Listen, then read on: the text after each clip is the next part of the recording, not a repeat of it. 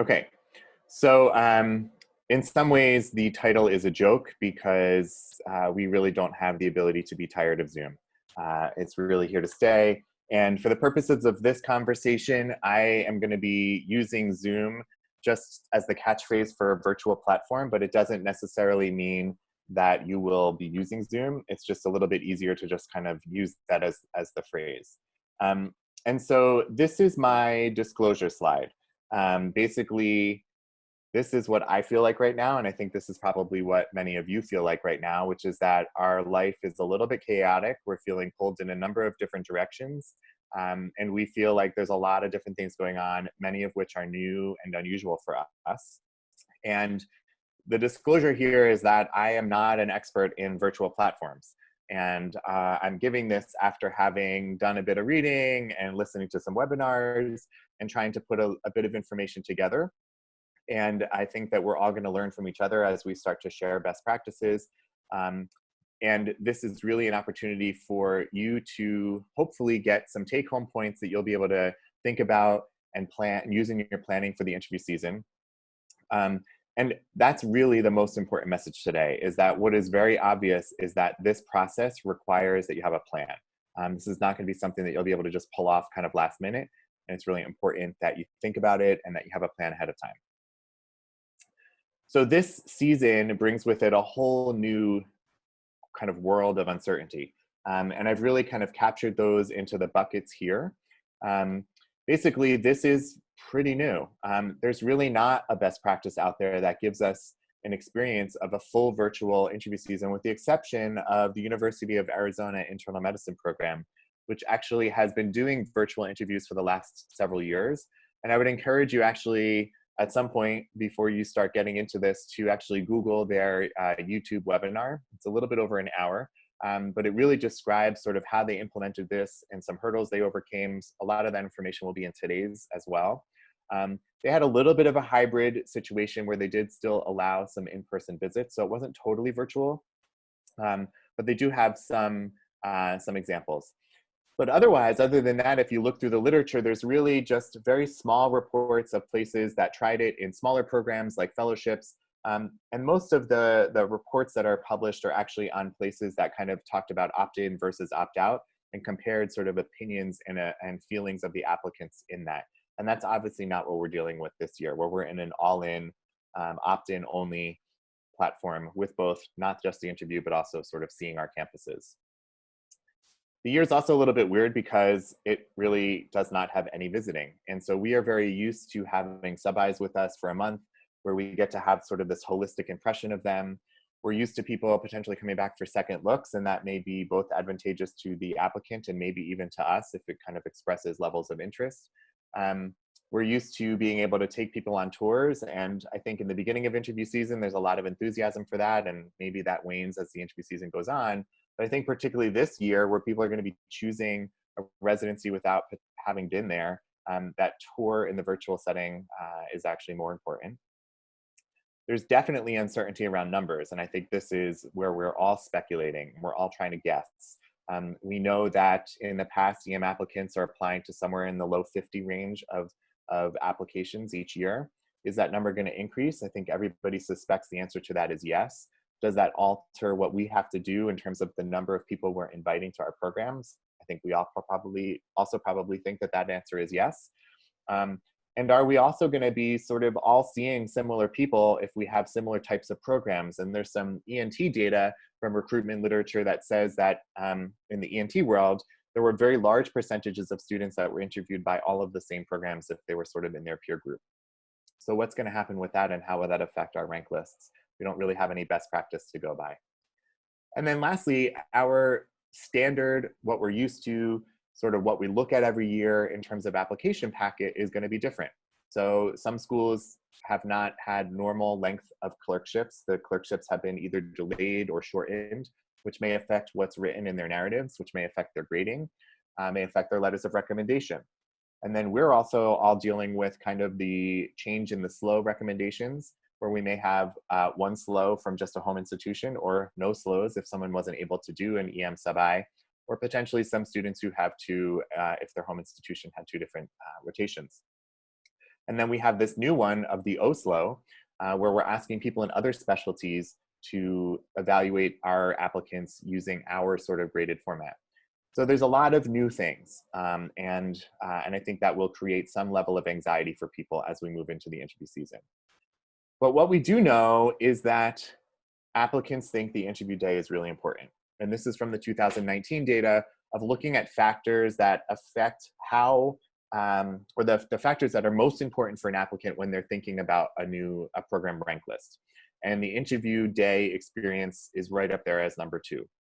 And so as much as we are sort of looking at this as a new kind of unknown, it's really critical in terms of how applicants traditionally have looked at a program. And that probably is going to be different this year, but I think we can't minimize the importance of the day. And then the other piece is that the geographic component or the geographic location of the program is also really important. And so while some people may have a personal tie to a city or have gone to undergrad there or potentially lived there, for people who are exploring programs around the country, how are they going to get a sense of what the geography is through this virtual experience that we're doing? So all things to keep in mind as you're coming up with your plan. I think it's important to sort of recognize how things are changing. And so I've sort of lumped the traditional applicant challenges from their perspective here. And so certainly some of these and many of these are actually being mitigated by the virtual experience, and in their mind probably is an advantage to this new platform. The first of which is they don't have to worry about booking flights and getting hotels or finding some friend's couch to sleep on. This idea of really that this is a performance from beginning to end, from the minute you arrive at the social the night before and through your interviews and sitting in the conference room and lunch the day of the interview, that's kind of going away, although not totally. They don't have to worry about trying to get many days off of clerkships in order to go on interviews if they're still on rotations at home. And certainly the cost of several $1,000s is going to be significantly decreased by really the only application fee being the thing that they have to worry about. And then thinking about this from our perspective, what do we struggle with that may also be mitigated? And maybe we can see this as a positive thing as we all sort of grapple with the uncertainties. So the first is, if you work at an institution like I used to work at, sometimes it's really challenging to find space to do all of your interviews.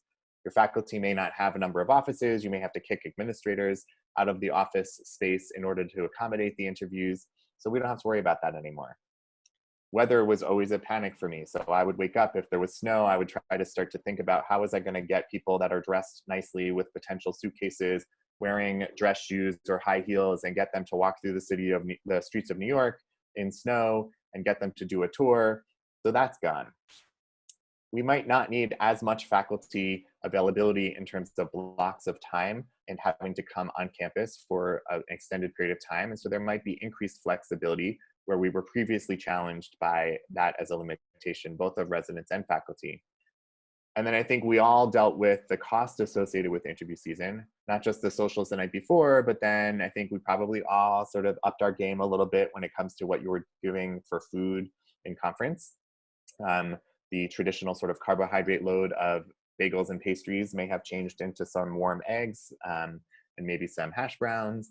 And then your lunch was probably catered in a way that maybe was not usual for you. So we spend a lot of money on the interview season, and some of that potentially will be mitigated by this new virtual platform. But really what we're now looking at, and I think these are really the two real categories of what to do and what to think about as we're approaching the virtual season, are the new challenges. So the first challenge is that we're moving into this space of IT. And so if you're not someone who's comfortable with information technology, or you don't necessarily have support systems within your own department for IT, this could be really overwhelming and kind of scary because you may not be so savvy in terms of figuring out how you're going to execute this. So you're going to be having to rely on others and sort of how to figure out how you're going to navigate this space if it's not something that you're used to. And then the second thing is really about the people. And there's so much about this interview season in general that usually comes from how do you transmit culture and how do you get people to understand what your program's about and what's the community about and how do your residents get along with each other and how do your residents interact with faculty and how do you transmit that through Zoom or some kind of virtual space. And these are the things that we have to think about and talk about as we kind of plan forward. So the first part of the planning stage and the first part of kind of virtual interview season is what's already happening. And so I think the very first thing is that for people who have not yet embraced the world of social media, basically the time is now, and I think you just have to do it. I think we've seen a surge in, if you're following on Twitter or potentially even on Instagram, a lot more programs are having a bigger presence in that space. And I think this is critical because this is the way in which applicants today are getting information. And certainly emergency medicine has really pushed the envelope, I would say, particularly in the Twitter sphere. But this is a way to start to think about how you're going to brand your program if you don't already have a brand, how you're going to disseminate the information about your program in sort of a way that allows for continuous updates and people to have an archived way to go back and look at information, and how will you engage people throughout the interview season. One of the things that I would say is that we're putting a lot of effort into this pre-interview season in a way that's very different from what we've done before. So I think we were all used to kind of the residency fair that we would have at EMRA or SAM or one of the other meetings. And that was really the limit of what we did before interview season. But now we've started virtual Hangouts and Zoom Hangouts, or we've started virtual clerkship experiences in addition to all of the residency fairs. And so we put a lot of effort into the pre-interview stage, when I would argue and suggest that we have a whole lot more work to do for the people that we're actually most interested in, by definition of inviting them to our programs. And so you have to be careful about this whole process, because it does take time, it takes energy, it takes focus, and it takes a team, whether that's residents, your APDs, your PD, your program manager, whomever, but you need to be able to sustain this through the interview season. The importance of engaging the people that you actually want to come to your program, as defined by having invited them for an interview, is such that you can't let everybody's steam burn out before you even get to that stage of the recruitment cycle. So think about using these, think about how you're going to sustain it through the interview season. Start to get creative with things like Instagram stories, Facebook Live, Instagram Live, ways that you can sort of capture people in the moment and sort of let them feel present in something real that will help to engage them and sort of contribute to that people component of the program that we're talking about. Secondly, I think that it is basically becoming imperative that you start to think about how you're going to brand your program and disseminate that with video. And I think there's a couple of different components to the videos, and I'm going to highlight those. So you may not, or you may have a video of your department. And so this is actually a video that our department had made several years ago that's actually really designed for the patients. And your hospital may have that. And I think it's your job to find it and then to advertise it to students. And while it's definitely designed for patients, it kind of gives a sense of the flow of the department, what happens in the department, some of the department leadership, nurses are highlighted, and it kind of does give some glimpse into the space. I think that many of you are probably experiencing similar challenges to me as you're trying to plan for videos, which is that in light of the pandemic, people are not so keen on outside people coming into the department. There's certainly always concerns about filming in the emergency department with patients, both from a HIPAA perspective and patient privacy, but also today, there's a huge concern about filming and potentially identifying lapses in infection control. And so we're really somewhat limited in the access that we have to our clinical space. Maybe that's not the same for you, but for me that is. So I'm gonna have to use things that have potentially previously existed for some of the in-department things that I would love to show. So there's department for sort of the virtual tour. And I think people are getting creative, and you're starting to see a lot of these videos pop up on multiple different sites. But it's not just the department. I think applicants are now thinking about where are they going to be going for residency for the next couple of years. And it's not just about being an EM resident, but it's about what's your institution like, and what's the culture? Who are the people that they're going to interact with in your institution, and how do you kind of talk about that? And so I would encourage all of you to reach out to your GME office or to start having conversations with your GME and try to get them to think about sponsoring some videos for you. I think it's actually really helpful. This is a video that was made by our GME office, Mass General Brigham, formerly known as Partners, where one of our residents was interviewed and featured in it. But it basically is residents or fellows from multiple different specialties, and they are talking about what it's like to work in our hospitals as a global sort of hospital institution as opposed to within our department. And I think it's adding another element, again, to try and add to that sort of second bucket that I talked about of not just what it means to be in your program, but who are the people? What's the institution like? What's the community like? And also GME and hospital sort of systems may have a little bit more money. If you've started looking into the production of making a video, maybe this is just because I live in Boston, but I tried to get some professional companies to help with this and received price quotes for a 5 to 6 minute video of between $30,000 and $100,000. $100,000 to make a 6 minute video, which obviously is cost prohibitive for me. And so we are also potentially taking on some new roles of videographer or editor or screenwriter or director, producer, whatever you want to do. In fact, now I'm using the local kind of Photoshop video department of our hospital, and this was our schedule from the last 2 days that we just did filming.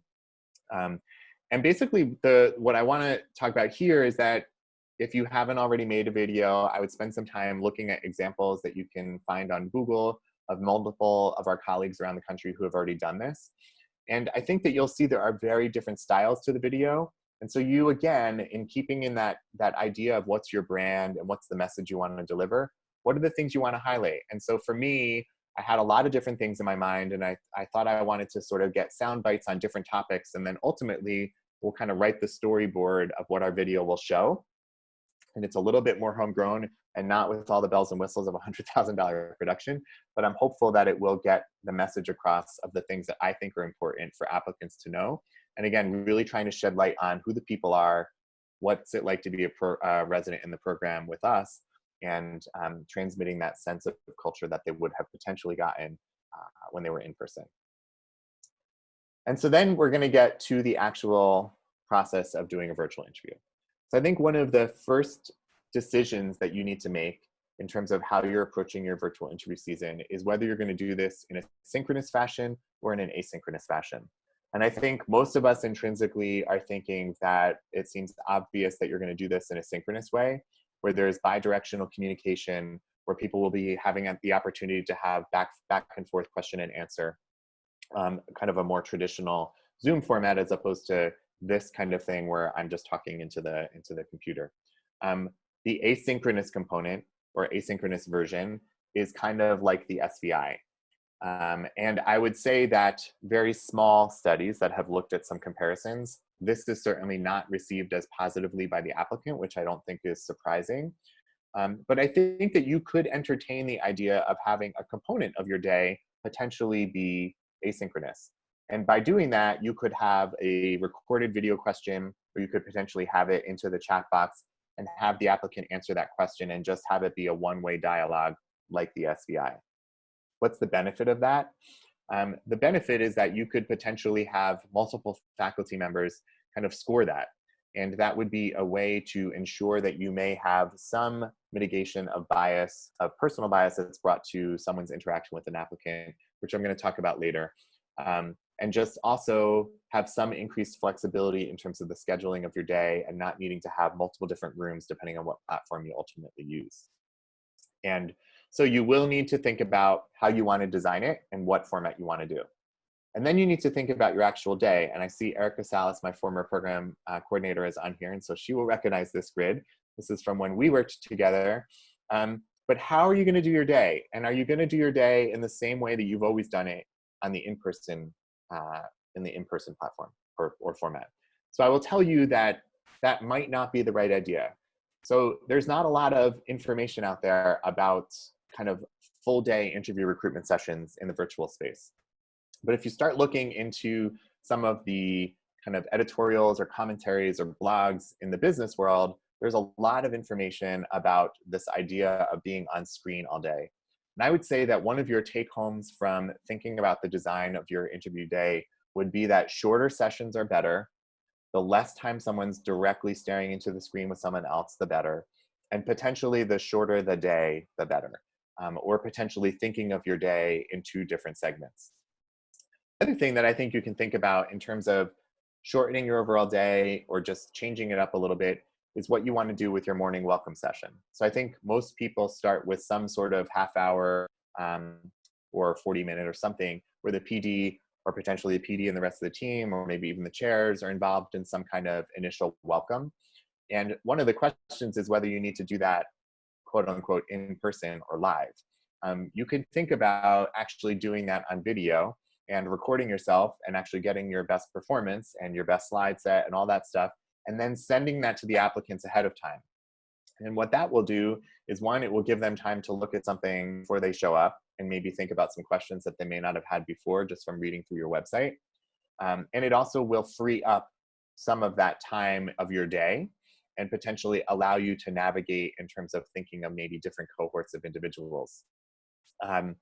The other thing you can do if you've decided to do that is you could just then have a brief introduction from the PD or whomever you designate for that on your interview day, where you just look at kind of introducing what's going to happen, and more just have it be a logistical introduction and sort of a welcome if you're going to have time to interview each person. Certainly if you're not going to be interviewing each candidate, then it's probably important for them to have some time with you in that format.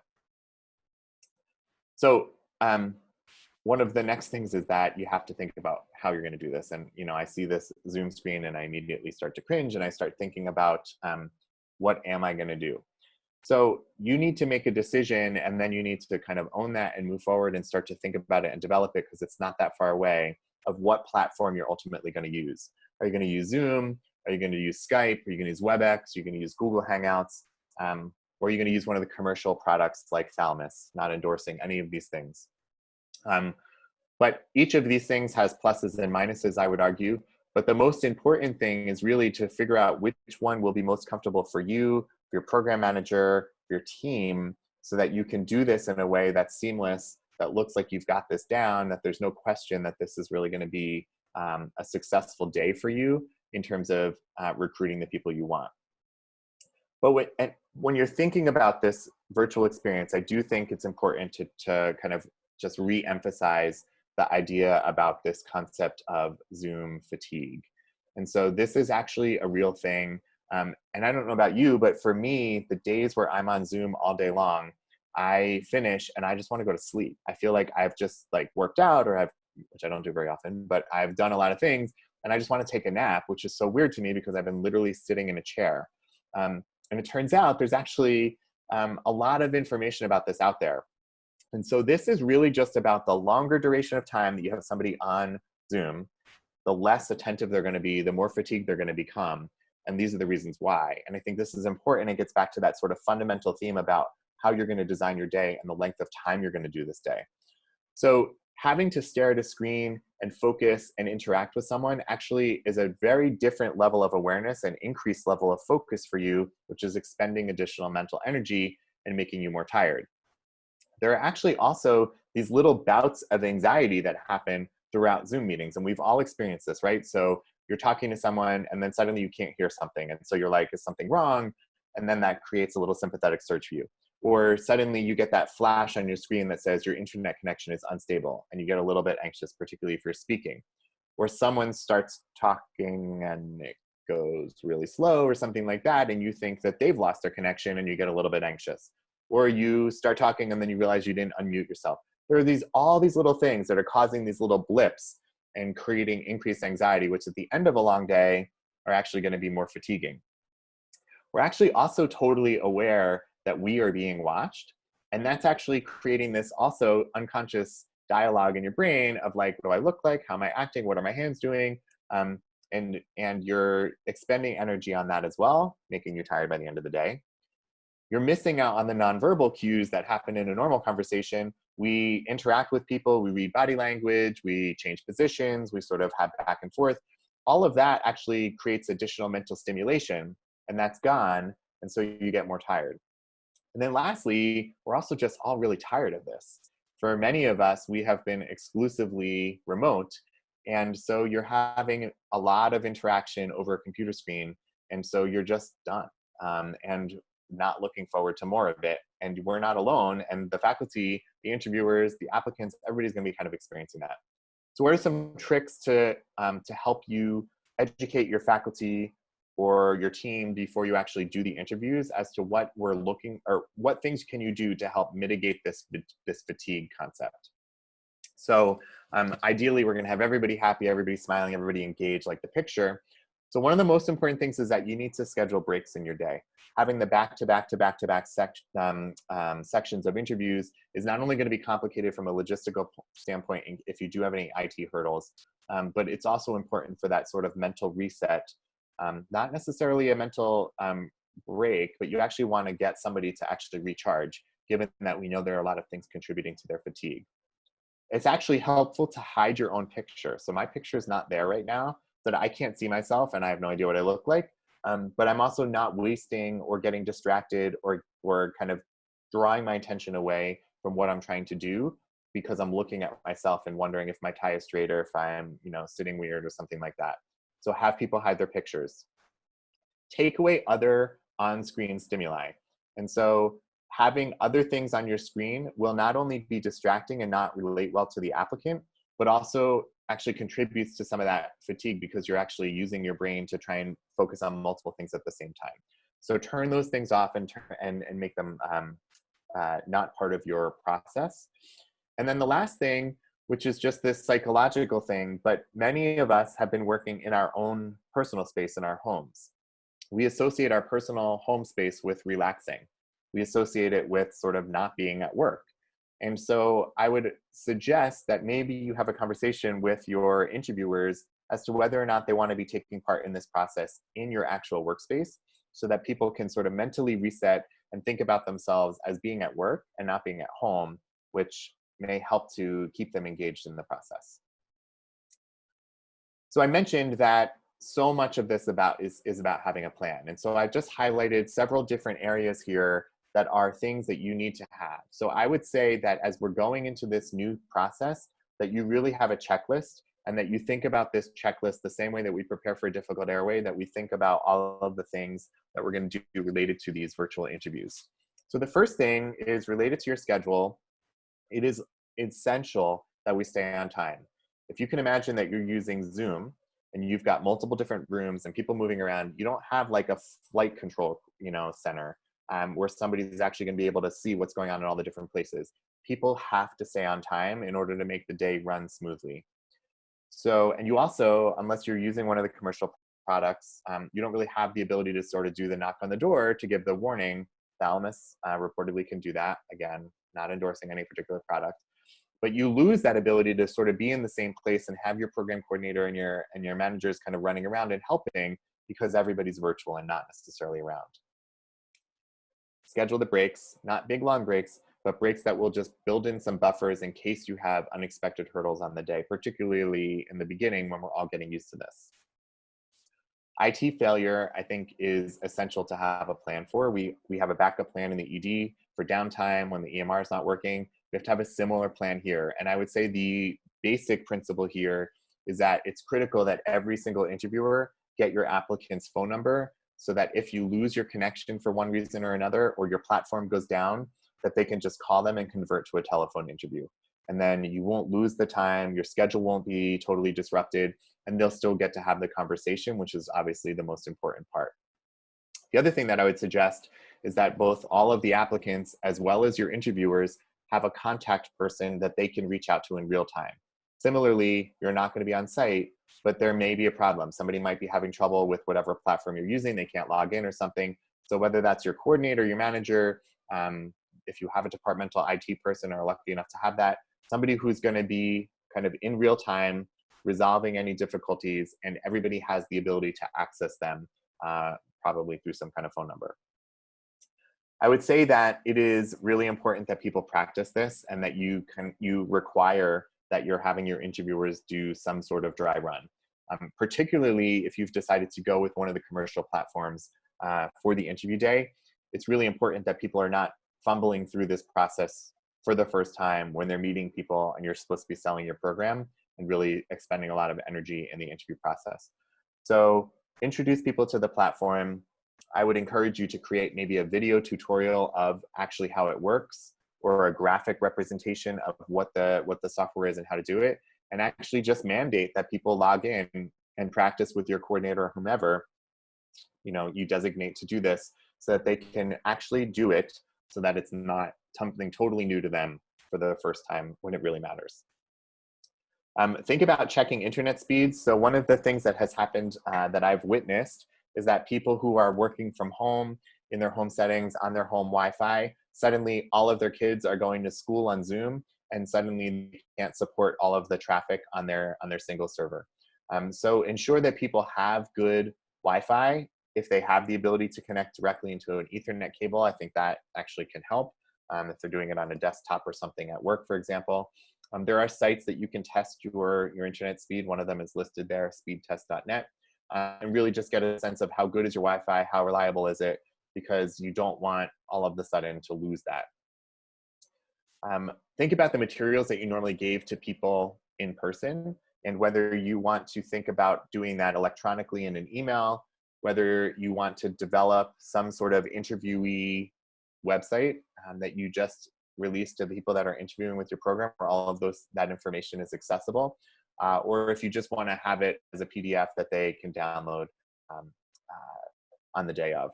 So remember that all of those things will likely or have the potential to be shared. So thinking about things only that you want to have others potentially find out.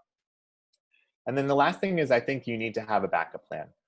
What happens if, we saw some recent horror stories on the Cord listserv about that one product potentially not working. So what is your backup plan? If you use one of these commercial products, does it mean you're going to revert to Zoom? Does it mean that you're just going to exclusively go to telephone? Does it mean that you're just going to reschedule because it's a virtual thing and potentially you can find time in an evening or something else to talk to people? And so all of these things are important, and all of these things are critical to think about ahead of time. But then it's actually time to get to the day. And both literally and figuratively, it really is kind of lights, camera, and action. And so as much as it sounds silly to talk about, it is important. This is the impression we're giving. We all put on our best show on the in-person interview day, and so we have to do the same thing in the virtual platform. So make sure that people are doing or conducting their interview in a space that has good lighting, and avoid all the usual things you hear about on Zoom. So no windows directly behind you with bright light shining in, or no lamp right behind you where then your face suddenly becomes dark, or a room that is totally dark and your computer screen's not bright enough to make you actually look like you have texture to your face. So think about portable lights, things you can buy on the internet, on Amazon, to attach to your computer or something if you don't have a good space. Secondly, I would say that the camera is important. Most laptops come with cameras now that are of adequate quality. But if you're using some of the old PCs in the hospital, you're going to have to attach a webcam to many of them. So making sure that it's of quality that you want the applicant to be able to see things and see things clearly, and one that won't be going in and out or blurring or things like that with movement. And then the last part is kind of the action. So how do you actually do this? And there's lots and lots of things here that are important, kind of tips. And I think this is one of those things where I'm planning on creating an instruction sheet for all of my my faculty interviewers. So I think we've all been on Zoom when we've seen some really crazy things. And so this is what we don't want to happen. So the first thing is, how many people have been on Zoom and you've been listening to somebody talk and all you hear is their Microsoft Outlook notification happening that they have another email? We all get tons of emails, especially during interview season. And if that's going off constantly while we're talking to an applicant, it's really distracting and not really fair to them. Secondly, if you have computers like a MacBook or something and you have an iPhone and you've got all of your things synced, all of a sudden you're getting notifications that you have a text message, or somebody's FaceTiming you and your computer starts ringing that you're getting FaceTime.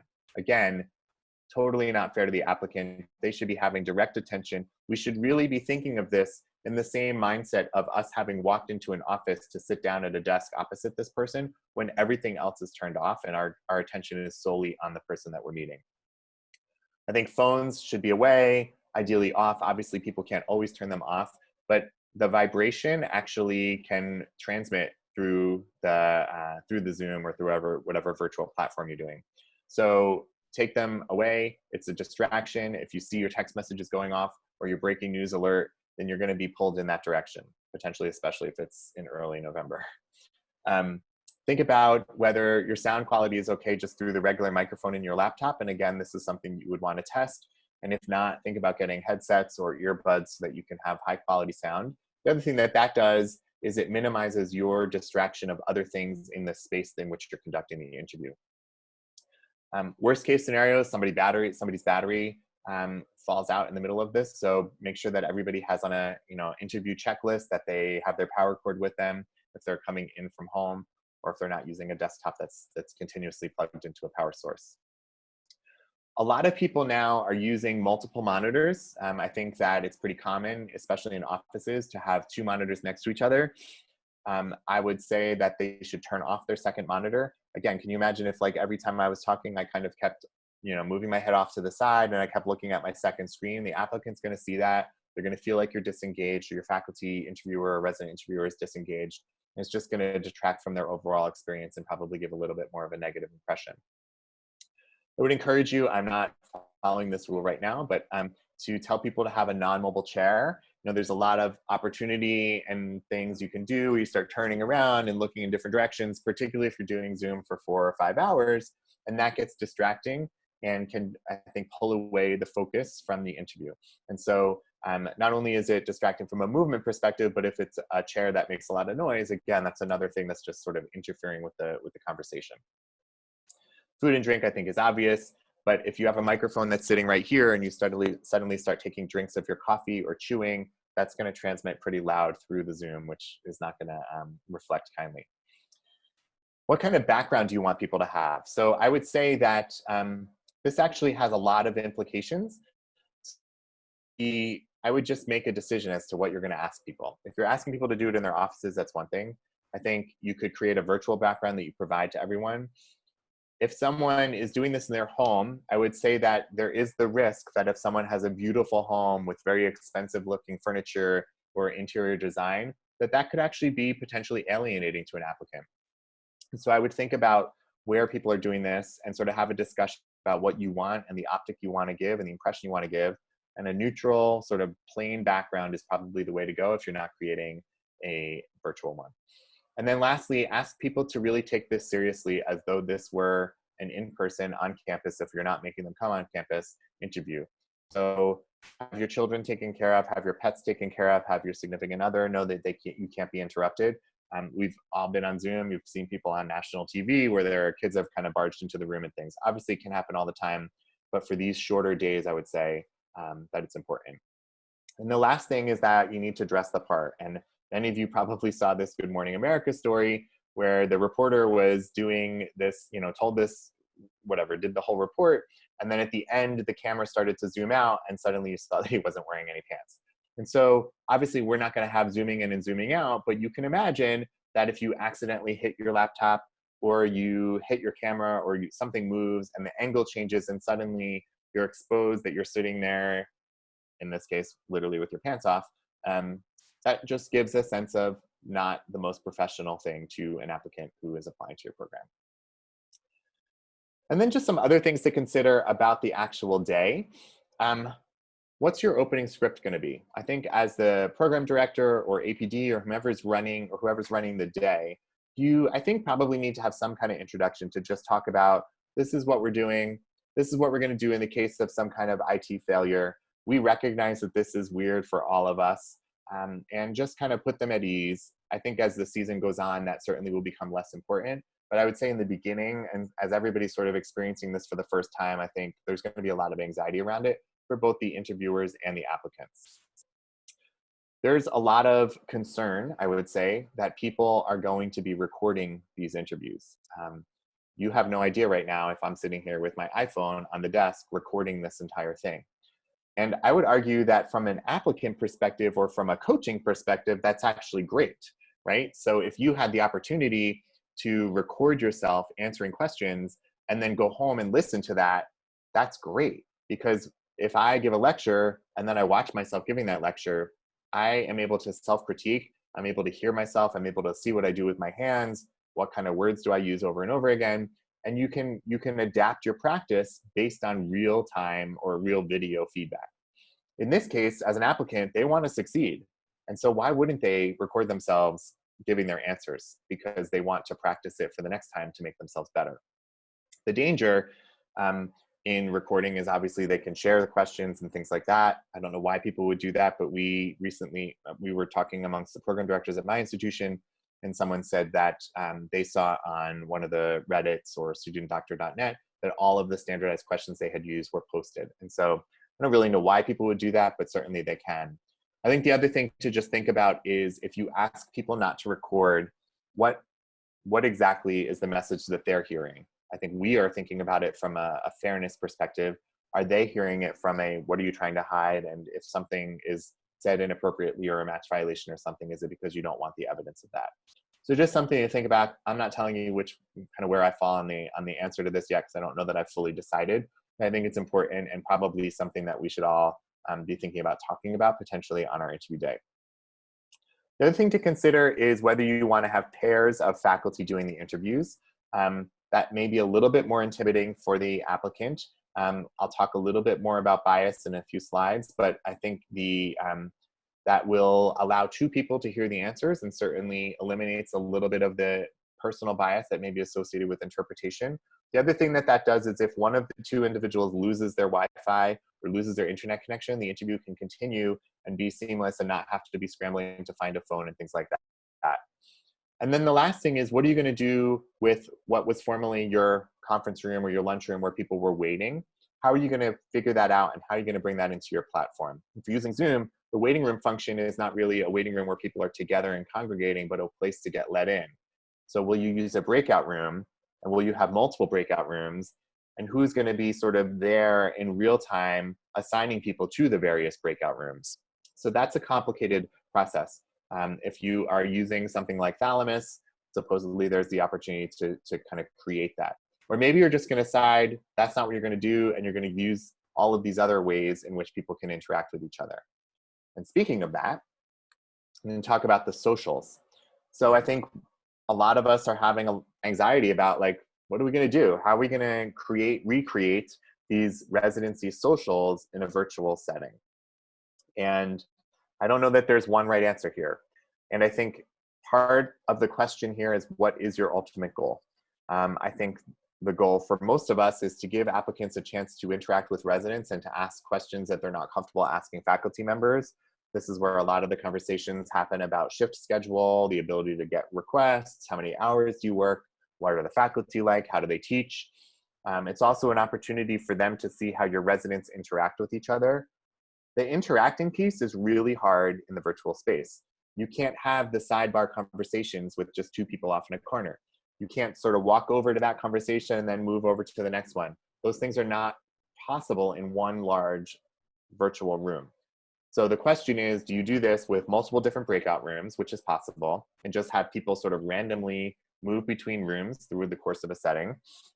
Or do you have different sessions with different themes, which is another possibility? And then what does the session look like? So lots of discussions about still providing a meal, as though you do take them out to dinner, but maybe sending them something if you're in a city that has Seamless, Grubhub, or Delivery.com, a gift certificate there, or a gift certificate to Uber Eats or something like that, that people can share a meal together, and your residents and the applicants can kind of do that at the same time. There's an Academic Life and Emergency Medicine post about socials, and they suggest kind of starting these with icebreakers or games, even in the virtual setting. I think that's a fun idea. I think it might be a little bit hard to successfully do in a way that doesn't seem like people are kind of flustered, especially if you don't have the same people each week. But it is a way to kind of break the ice and get people to know each other and sort of, I think, just level the playing field in terms of it being silly. I think you'll have to have a discussion with your residents about whether or not you want this to be an event that is that has alcohol involved. Is that the message? Is it encouraged? Is it discouraged? You don't care? Is it not allowed at all? If people are kind of hanging out and drinking on Zoom, is that okay? And you're going to have to decide that for yourself, I think, in terms of what your program messaging wants to be. Other ideas that people have had is to actually have the residents congregate, of course, with appropriate social distancing in multiple different locations.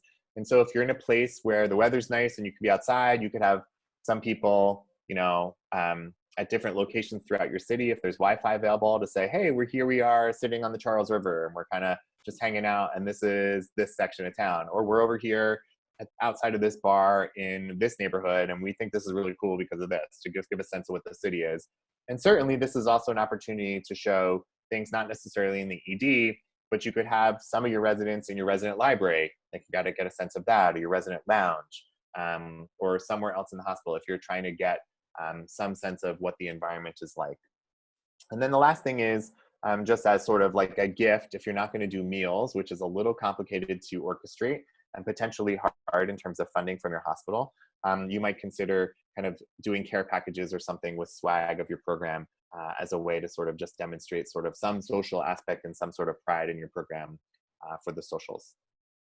And then the other thing that I'll just throw out there is that you can probably just give up this concept that the social has to be the night before the program. And so maybe you'll have multiple socials throughout your interview season at multiple times a day, on multiple different days of the week, that are good for different time zones. And you can also create socials that maybe do have different themes so that people can have a discussion about topics that allows for more of that information sharing that's more challenging. If one person has a question, but there's 20 other people in the room, it's really hard to get someone's attention or get your chance. You could also have some resident hangouts. You could have some faculty hangouts. You could invite your nurses to some of the ones. Your chairs might want to meet with the applicants.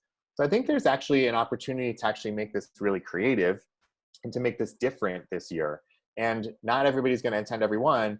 But again, this is one of those ideas that as you go through your interview season, a way to keep people engaged, a way to really try to captivate the people that you're most interested in as the people you've invited for an interview, and to make it not just about hanging out and eating and drinking, but to actually have several different things.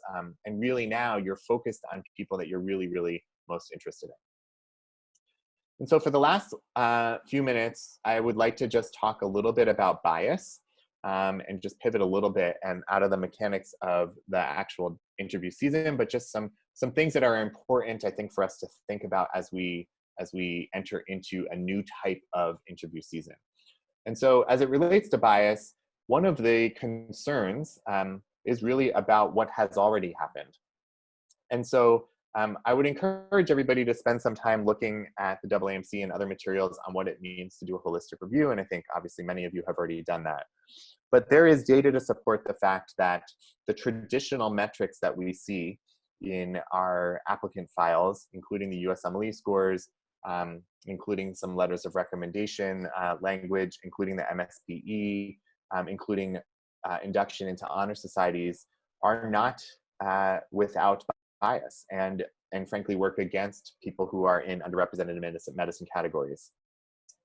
The absence of sub-internships, which often provided us with the opportunity to see students over a long period of time and assess them in a much more holistic way, is giving us the default back to some information that is potentially not fair.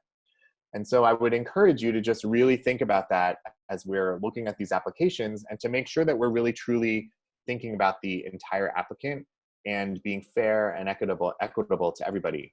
And then I just want to particularly talk about ways in which the virtual interview season may actually be introducing new forms of bias that we haven't actually experienced before. The absence of financial means to go on multiple interviews and pay for flights and hotels and things is one thing that is gone, but there are new things that are actually being introduced because of the virtual setting. The first of which is that we are subconsciously, unconsciously, or potentially even consciously judging people when we're watching them on a computer screen. And if you haven't seen this, I mean, this is a pretty popular Twitter feed on with over 300,000 followers, and you can see their 10,000 tweets, where they're rating people's backgrounds, their Zoom rooms, their Skype rooms. And many of our emergency medicine kind of quote unquote celebrity colleagues who are in the media have gotten ratings, and then they talk about their ratings. So people get scored on a score of 0 to 10. And what I think this just drives home the message is that we're judging and we're seeing where people are and what does their background look like. And it's definitely going to introduce potentially bias if we don't think about it and keep ourselves in check ahead of time. And specifically, these are the things that I have come up with and sort of read about in other places that are the new sources of bias that we might have encountering in this new season. The first is just related to technology. So certainly an applicant who may not have the same financial means may not be able to have the latest laptop version or the best webcam. And they just might not have access to those same resources. And are we going to allow a bad image or what seemingly is not a great sound or something to affect our interpretation of that person's qualifications for the program? Excuse me. What about the background? We're going to see into some of these people's homes or the space in which they're, where they're conducting this interview. And like that Zoom room thing, there's potential for us to have some judgment unconsciously, subconsciously about what we're seeing in their space, in their personal space. And so I would keep that in mind. What if someone actually, has multiple children running in? Is that going to positively or potentially negatively bias you? Or what if they're living in a house where they have multiple other people, and so the only place that they can get to have a private Zoom is in a corner somewhere? And so there's lots of things that can factor into that. And then the last thing is that if we are seeing into people's homes, you will potentially see things that are associated with parts of their cultural identity, their religious identity. You might see pictures of their family or friends or partners or whomever on a shelf behind them. And I think it's just really important that we all just kind of make note of the fact that these are different than some of the things we might have had before, which certainly had their own issues, right? People walking in and judging what they're wearing or the type of bag they're carrying or their shoes or something like that, which is all very superficial, but everybody is aware that those things enter into our impressions unconsciously. And so I would encourage everybody to just make sure that as we go into this season, that we're doing right by the applicants, and encourage us to all think about unconscious training for our interviewers. The AAMC has some resources on this, including a video that actually I rewatched recently and was pretty helpful. To think about having implicit association tests for people who are both screening and then actually doing our interviews. I feel like you can't ever do those tests enough because it's really important for us to sort of see what our own associations are. To think about standardized questions so that you have a way to just have a very clear and as much as we can mitigated bias in our interview process. And then, like I mentioned before, the idea of potentially having paired interviews where there are several people hearing the same responses so that they can have interpretations that are not just by one individual who will have their own, whatever they're coming into the interview with in terms of their own bias. So that's all I have. These are a number of the resources. There's not a whole lot out there. I think there is definitely information on the AAMC. Medical schools have started to do a little bit of virtual interviewing, so they've got some guidance and a little bit of feedback from deans that have done that. And there are some articles out there, one in Academic Emergency Medicine, Education and Training, you can see there, one in the Journal of GME, and then a review article in WestGem from 2018 on video interviewing, which kind of summarizes any of the things that I've said today. And then lastly, I just wanted to, I did use Slidesgo for the template and some of the icons from Flat Icon.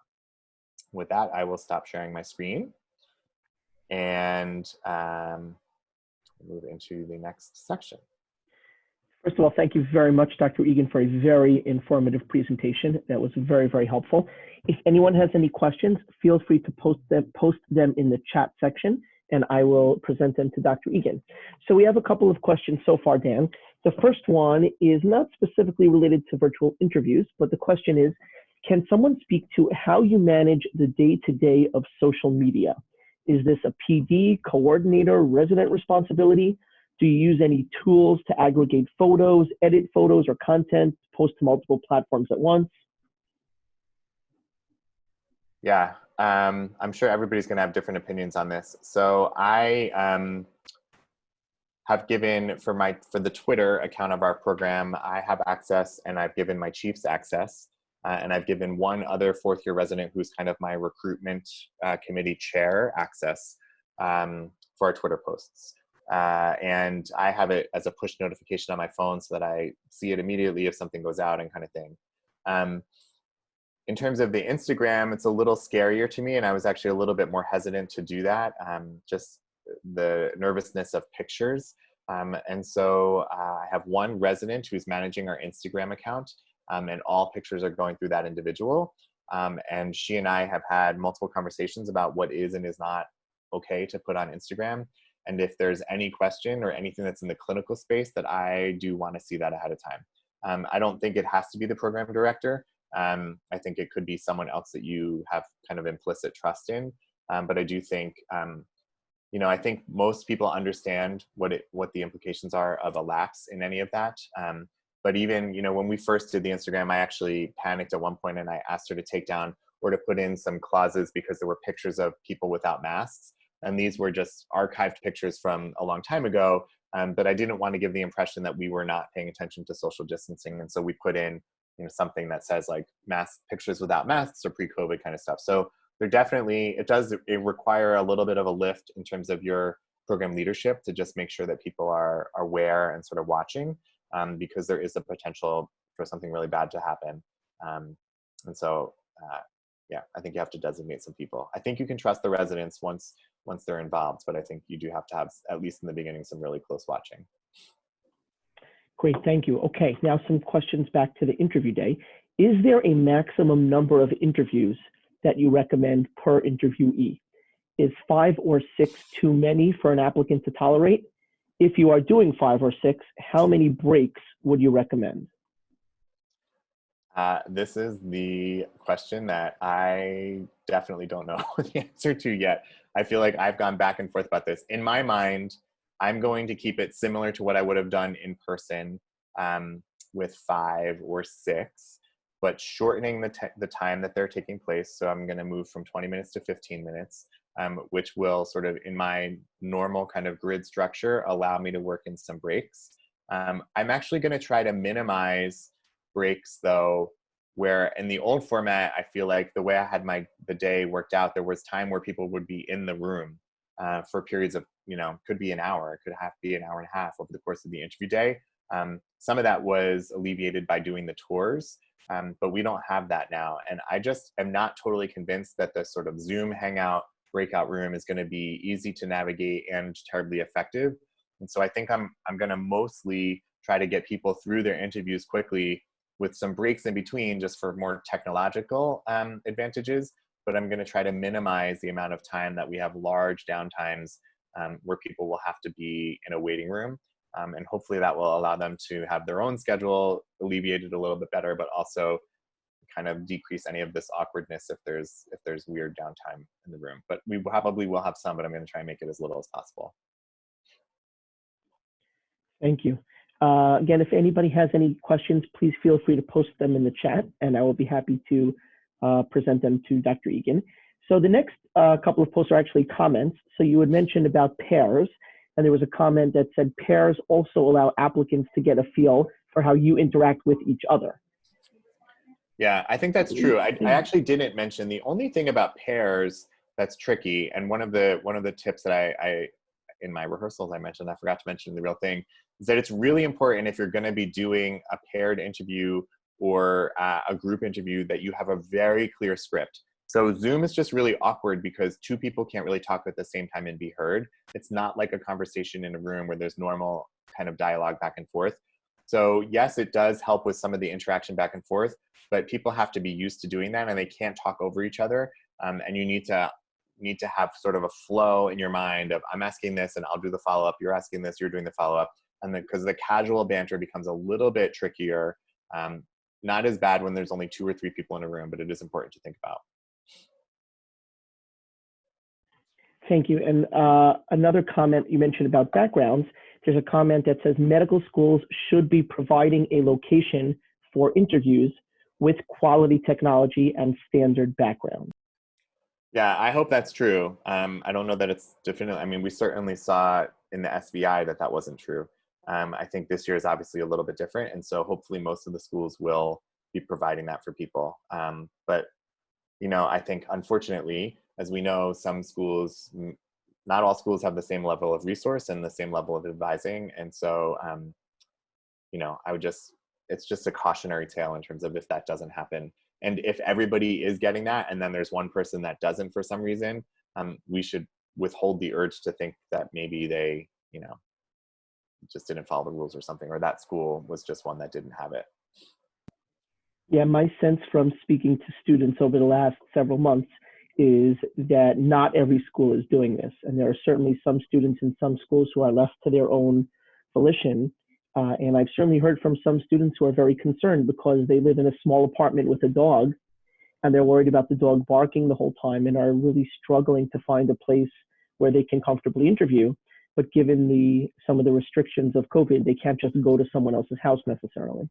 Yeah, the house or the library or things like that. I mean, there's a lot of suggestions out there, but a lot of these things are limited based on how much access people are happening, particularly if we start to see a new surge as we get into the winter months. Yeah. So the next question says, what is our sense of how many places are providing food or gift cards for food?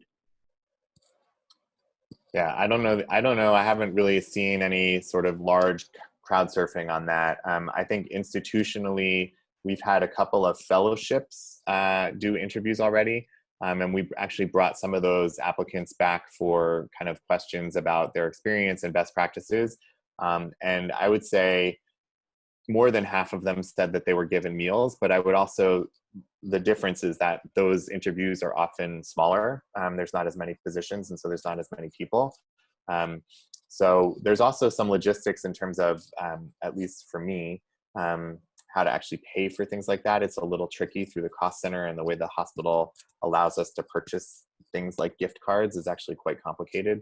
And so it's actually probably worth having a discussion with your finance people ahead of time if that's going to be in your plan, to make sure it's actually something that you can actually do with ease to get reimbursed. Great, thank you. So that seems to be all the questions that we have in our chat box. I would like to thank our speaker, Dr. Dan Egan. Thank you all for joining us. I hope this was a useful session. It is being recorded and will be posted on the CORD website.